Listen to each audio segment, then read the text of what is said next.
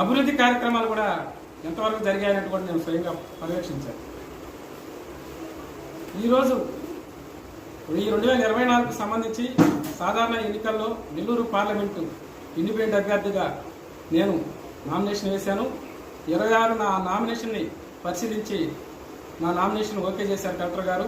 అదే 29న నాకు గ్యాస్ గుర్తుని సింబల్ని నాకు ఇవ్వడం జరిగింది గౌరవ కలెక్టర్ ఆర్ఓ గారు.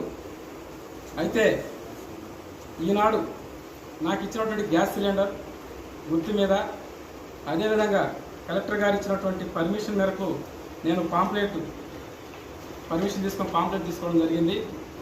మీడియా మిత్రుల ద్వారా ఈ పాంప్లెట్ని నెల్లూరు పార్లమెంటు ఓటర్ మహాశయులందరికీ కూడా మీడియా ద్వారా తెలియపరుస్తున్నాను.